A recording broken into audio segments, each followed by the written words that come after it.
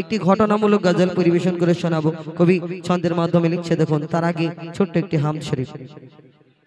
সাত আসমান আর জমিনের মালিক আল্লাহু আল্লাহ, আল্লাহু আল্লাহ। সাত আসমান আর জমিনের মালিক আল্লাহু আল্লাহ, আল্লাহু আল্লাহ। সাত আসমান আর জমিনের মালিক আল্লাহু আল্লাহ, আল্লাহু আল্লাহ। সাত আসমান আর জমিনের মালিক আল্লাহু আল্লাহ। আকাশ ভরা ওই তারার মালিক আল্লাহু আল্লাহ, আকাশ ভরা ওই তারার মালিক আল্লাহু আল্লাহ। সৃষ্টির মাঝে তোমায় খুঁজে পাই আল্লাহু আল্লাহ, আল্লাহু আল্লাহ, আল্লাহু আল্লাহ, আল্লাহু আল্লাহ, আল্লাহু আল্লাহ। সাত আসমান আর জমিনের মালিক আল্লাহু আল্লাহ, আল্লাহু আল্লাহ। সৃষ্টির মাঝে তোমায় খুঁজে পাই আল্লাহু আল্লাহ, সৃষ্টির মাঝে তোমায় খুঁজে পাই আল্লাহু আল্লাহ। যা চাও তুমি তা করতে পারো আল্লাহু আল্লাহ, আল্লাহু আল্লাহ, আল্লাহু আল্লাহ, আল্লাহু আল্লাহ, আল্লাহু আল্লাহ। জোছনা ভরা ওই নিশির মালিক আল্লাহু আল্লাহ, জোয়ার ভাটার ওই খেলার মালিক আল্লাহু আল্লাহ। হায়াত মৌতের মালিক আল্লাহু আল্লাহ, হায়াত মৌতের মালিক আল্লাহু আল্লাহ। সৃষ্টির মাঝে তোমায় খুঁজে পাই আল্লাহু আল্লাহ, আল্লাহু আল্লাহ, আল্লাহু আল্লাহ, আল্লাহু আল্লাহ, আল্লাহু আল্লাহ। জোছনা ভরা ওই নিশির মালিক আল্লাহু আল্লাহ, জোয়ার ভাটার ওই খেলার মালিক আল্লাহু আল্লাহ, জোয়ার ভাটার ওই খেলার মালিক আল্লাহু আল্লাহ। শুকনো ওই মরুভূমির মালিক আল্লাহু আল্লাহ, শুকনো ওই মরুভূমির মালিক আল্লাহু আল্লাহ। মন গহিনে পাক জবানে তুমি আল্লাহু আল্লাহ, আল্লাহু আল্লাহ, আল্লাহু আল্লাহ, আল্লাহু আল্লাহ, আল্লাহু আল্লাহ, আল্লাহু আল্লাহ, আল্লাহু আল্লাহ। বলো আল্লাহু আল্লাহ, আল্লাহু আল্লাহ। শুনলে এখন আপনাদের সম্মুখে পরিবেশন করে আধার রাতের চাঁদ যে তুমি তুমি ভোরের আলো, তোমায় যখন দেখি আমার মন হয়ে যায় ভালো।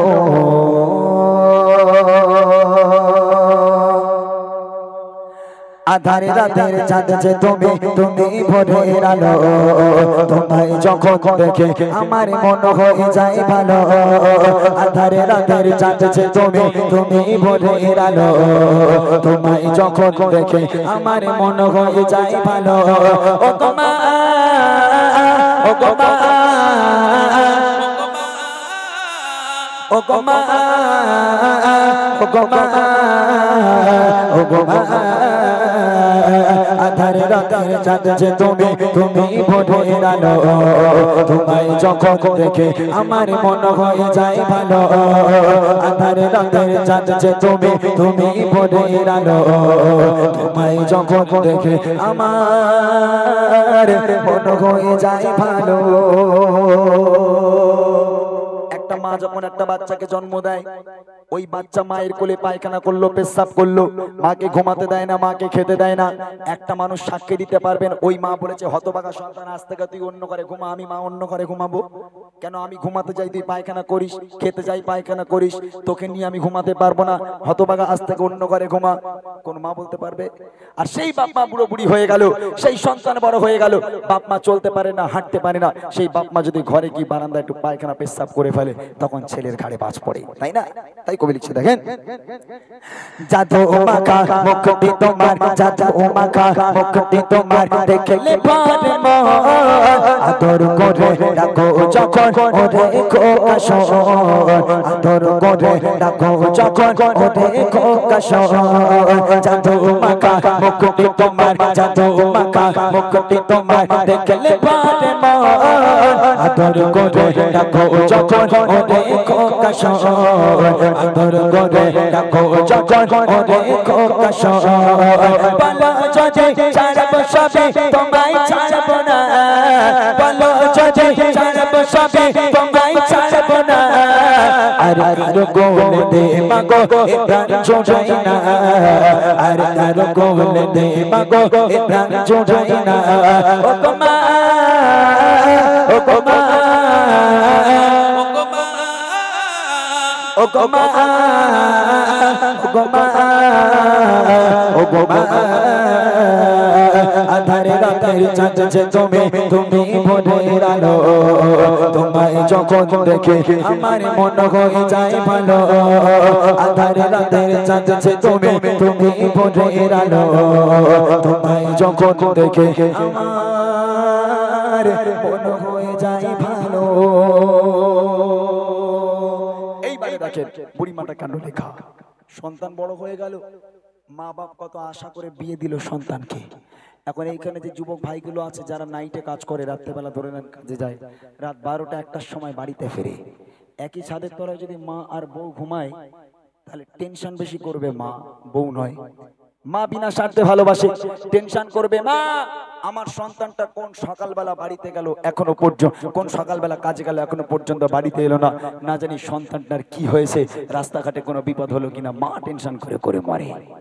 আর বউ এদিকে আরাম করে ঘুমাচ্ছে, জান্নাতে চলে গেছে ঘুমিয়ে ঘুমের ঘরে, স্বামীর কোনো পাত্তা নেই।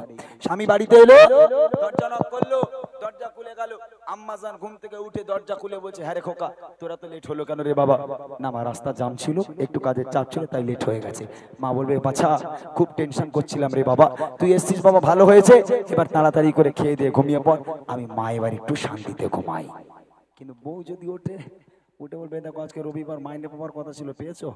বলে ঘরে চ বলছি। বলে ঘরে যাওয়া যাবি হবে না, আগে মাইনের কথা বলো, মাইনে যদি পাও তাহলে ঘরে ওঠো, নাহলে ঘরে পা দিও না।